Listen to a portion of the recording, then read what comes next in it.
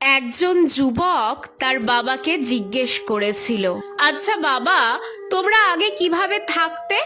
শীততাপ নিয়ন্ত্রিত যানবাহন নেই, ওয়াইফাই নেই, কোনো ইন্টারনেট নেই, কম্পিউটার নেই, অনলাইন শপিং নেই, টিভি নেই, মোবাইল ফোন নেই, কোনো শপিং মল নেই, মাল্টিপ্লেক্স নেই, থাকতে কিভাবে? তার বাবা উত্তর দিলেন, ঠিক যেমন তোমাদের প্রজন্ম আজকের সাথে জীবনযাপন করে। প্রার্থনা নেই, সমবেদনা নেই, সম্মান নেই, কোনো শ্রদ্ধাবোধ নেই, কোনো চরিত্র নেই, লজ্জা নেই, বিনয় নেই, সময় পরিকল্পনা নেই, খেলাধুলো নেই, লেখাপড়া নেই। আমরা যারা 1940 থেকে 1980 সালের মধ্যে জন্মগ্রহণ করেছি তারাই ধন্য। আমাদের জীবন একটি জীবন্ত প্রমাণ। স্কুলের পর আমরা সন্ধ্যা পর্যন্ত খেলতাম।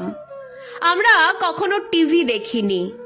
আমাদের প্রকৃত বন্ধুদের সাথে খেলতাম, ইন্টারনেট বন্ধুদের সাথে নয়। আমরা যদি কখনো তৃষ্ণার্ত অনুভব করি, আমরা বোতলের জল নয়, কলের জল পান করি। আমরা কখনোই অসুস্থ হইনি, যদিও আমরা 4 বন্ধুর সাথে 1 গ্লাস থেকেই জুস শেয়ার করতাম।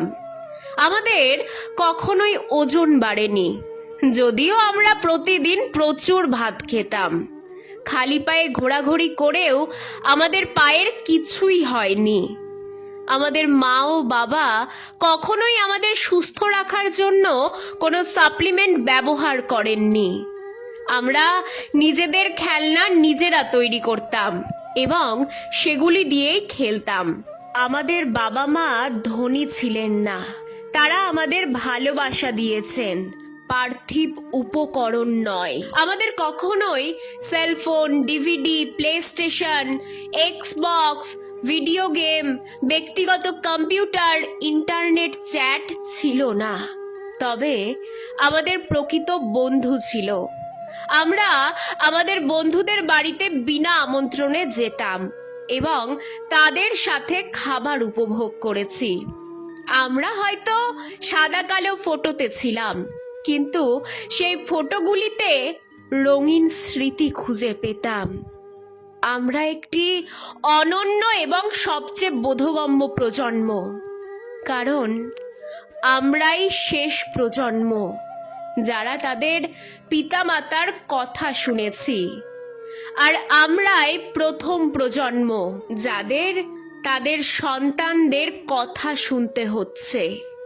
আমরা একটি সীমিত সংস্করণ, যা আর হয়তো খুঁজে পাবে না।